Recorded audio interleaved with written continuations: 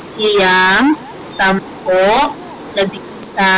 10, 11, 12, 13, 14, 15, 16.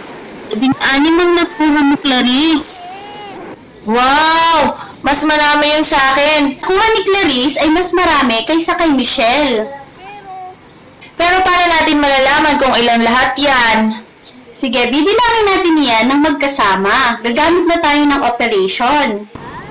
Anong operation? Ang operation na gagamitin natin ay addition. Ang addition, ito yung pagdadagdag sa Tagalog. Gagamit tayo ng plus sign. 13 ang nakuha ni Michelle. 16 naman ang nakuhang bato ni Clarice. 3 bato, dagdagan ng 6 na bato, 9 na bato. 1 bato, dagdagan ng 1 bato, 2 bato. Sa kabuuan, 29 ang batong nakuha ninyo. Ate, salamat ha. Ayun, nabuto kami ng magbilang. Di ba ate? Oo, at sasabihin ko sa nanay ko, marunong na din ako.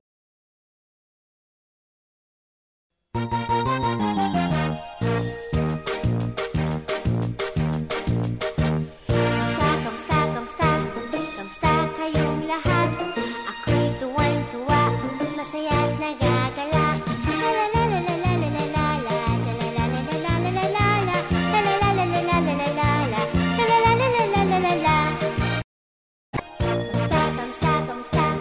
Kamusta kayong lahat? Ako'y tuwang-tuwa, masaya't nagagalak.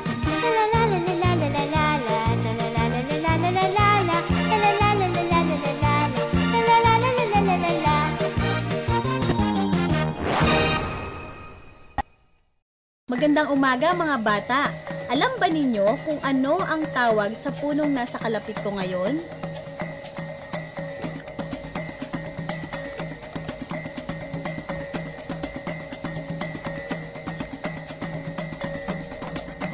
Ang tawag dito ay niyog. Sa araling ito, tatalakayin natin ano-ano ang mga pakinabang natin sa puno ng niyog. Ang puno ng niyog ay tinatawag na puno ng buhay. May iba't ibang bahagi ang puno ng niyog. Ang una, meron itong katawan. May dahon, may bunga, may bulaklak, at meron ding ugat. Lahat ng bahagi ng niyog ay kapaki-pakinabang.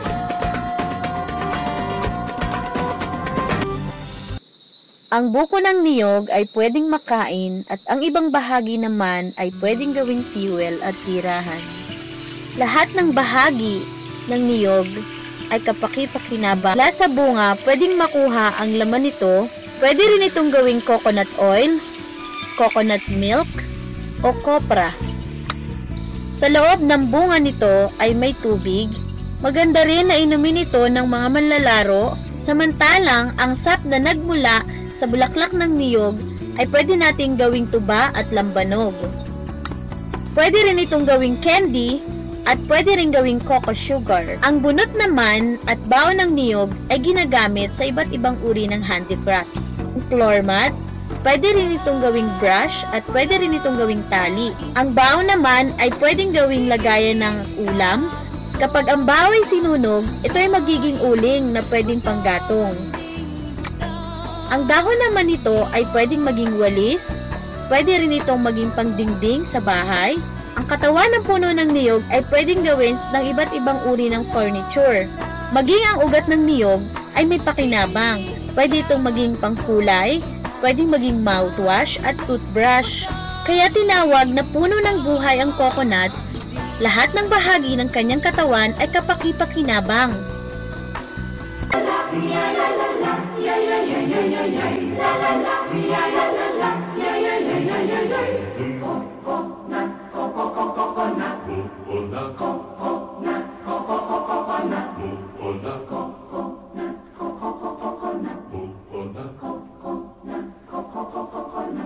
The coconut nut is a giant nut. If you eat too much, you get very fat.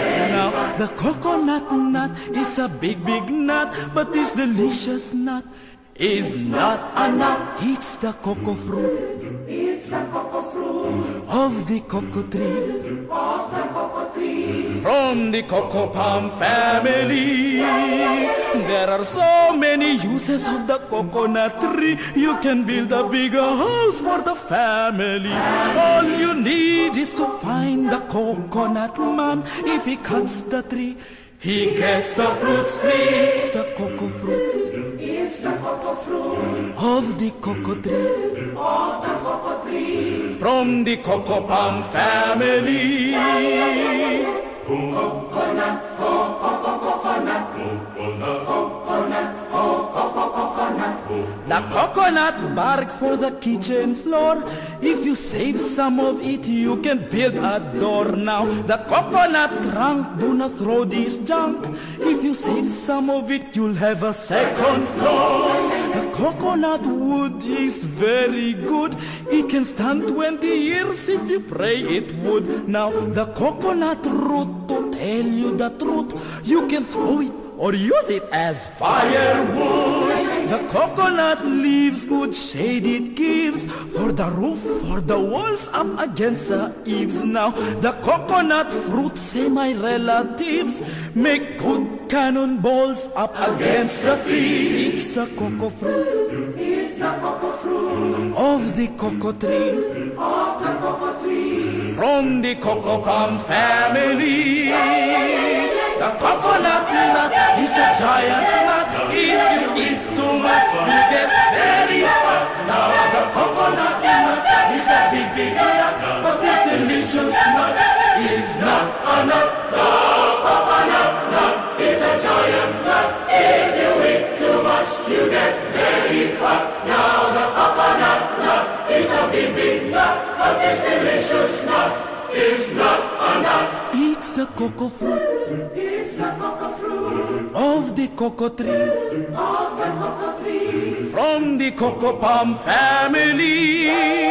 It's the cocoa fruit. It's the cocoa fruit of the cocoa tree. Of the cocoa tree. From the cocoa palm family. It's the cocoa fruit. It's the cocoa fruit of the cocoa tree. Of the cocoa tree. From the cocoa palm family.